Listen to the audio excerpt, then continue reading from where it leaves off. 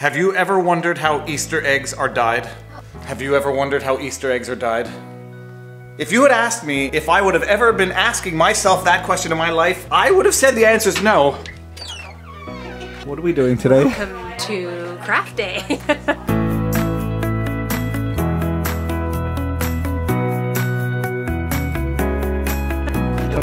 Must be David. Hello, hello. Hi, I'm Nancy. How are you? Nice to meet you, David. Does anyone mind being in a YouTube video? Does anyone mind teaching me how to dye Easter eggs? The dyes are very easy to mix up. We use mason jars, which I'm going to get out. Yeah, and I'll find somewhere. Get that dog out of here. Over there. Yeah. Are you excited? Yeah. You're telling me that we're going to make this egg look like this egg? That's right. I don't want to accuse her of lying. You'll see the end result at the end of the day. It's a long process. We talk about writing the egg. You're not painting the egg, you're doing batik resist method of dyeing the egg. And these are the kiska. Kiska is one. These are the kiskis that you'll be using today. Nancy, could you repeat that part about the Ukrainians leaving the part in the egg? Yeah, the Ukrainians, traditional Ukrainians, believe that the egg has a spirit to it, and they leave the contents in. If the egg has a spirit, what does that say about a child that smashes it on the ground? Show us the first tool that you have. What is that called? Kiska or something like that. It's yours, nightmare. Auntie Gail, what pattern are you taking today? Yes, it's going to look exactly like this. Okay, we're gonna do it before and after and see if that's true. First thing you need to do is choose an egg. I'm taking the biggest egg. Usually the eggs come straight from the chicken. If you look at your pattern, it asks you to divide up your egg Into quadrants. Yeah. So you can't just go to the store and buy? No, because they have been washed with a chemical which will prevent the dye from going into the shell. Shells are very thin and they're stamped. All the white eggs today came right from the chicken. So everybody's got to wash their hands for salmonella, actually. Yeah, and probably. I think I'm out of this project. This is called a kiska. Plural of kiska or kiski. You put a little wax in there and then you melt the wax and then you color on the egg in the sections where you don't want the dye to take because the wax protects the egg from absorbing the shell. That doesn't make any sense what I just said. This is going to be an instructional video. Oh yes, in theory, this is going to be an instructional video that anyone who wants to dye Easter eggs can follow. Daddy, my hands are so sweaty. Look at my gloves. You need this? Yeah. Why? Whatever you want to stay white is what you're going to put wax on. So if you don't follow the pattern, it doesn't really matter. It's your first egg. You draw the pattern you want on the egg. You take the kiska, you heat it in a candle.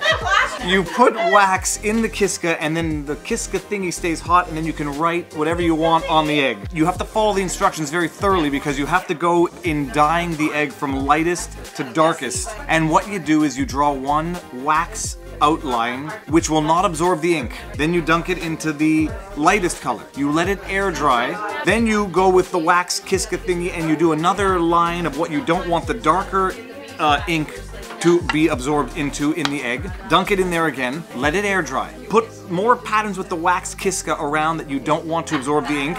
Dunk it into the darker ink, and that's why you go from beginning to end with the light to the dark ink, and then you, at the end, clean the wax off somehow. How do you clean the wax off again? Put your egg up to the candle. Yeah. And you don't leave it in too long because you don't want to scorch your egg. And then you wipe it off and you rotate Okay. it.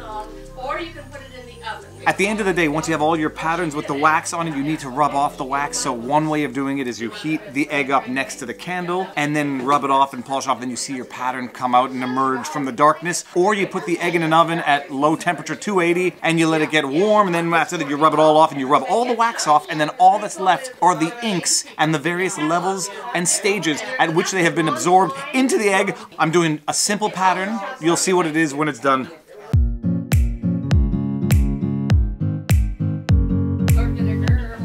That's your copy. You're not ready for it.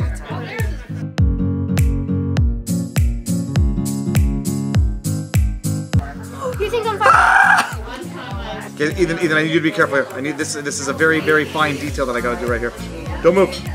He's shaking my arm. Now we lower the egg into the dye. Yeah. Be careful, it doesn't drop. I'm doing a simple one color. Perfect. This is egg decorating for people who are not spending the entire day decorating one egg and going fishing on the lake. I'm going fishing. My entire life I have been wondering what drapanki looks like. Well, a drapanki is one color. You dye the egg. I'm going to do a green one. Get that dog out of here. And what you do is you take a little X-Acto knife and you scratch. Okay. You scratch the design, and that's the design that I That scratch. is actually beautiful. I like this one the best. Look at that. It's like an etching. Yeah, it's etched. That's exactly it. Now, why would they create a word called drapanki when we have a word called etched already? I don't know. Because you only do one color. No, you wouldn't do only one color. Yeah, one color on the scratched. Keep in mind, folks, I didn't mention this to you. The colors all represent something in the Ukrainian tradition. You're not listening. Pay attention, class! Your eggs all tell a story. And this egg has 40 triangles on it. It's all cross-hatched, meaning ladders to heaven. So what you get to do is you get to read the egg. You write the egg and then you read it afterwards. So there's 40 triangles. That's a very popular design in the Ukrainian culture, drawings. I have finished my first Easter egg. It's a thing of beauty. Are we ready? Drum roll. Viva. How did you think of that? Just like that. Wow. Really this is beautiful. This is beautiful. The detail. How did you get that kind of detail? One layer. I did one layer of dye, and it took about 10 minutes, and the hardest part was actually melting off the wax because I used too much wax. I didn't need to use such a thick layer of wax, and I can't eat it. I was going to eat it for breakfast, but apparently with the alkali dye or whatever this is, you can't eat the egg afterwards. Done. Now you know how to do Easter eggs for the Easter. Or just egg dyeing in general. If you want to do it for non-Easter related holidays, you can dye your own eggs now. Put this in the drawer, and in 30 years from now, Ethan's kid will smash this into pieces. And whatever you do on Easter, remember to like, share, subscribe, and hit the notification bell right on the screen. We're looking right here is the notification bell, and the subscribe button is right underneath. Explain to us what we're looking at here. My egg. Okay, rotate it around so we can all see it. Beautiful. Beautiful! High five. Boom! I did it by myself.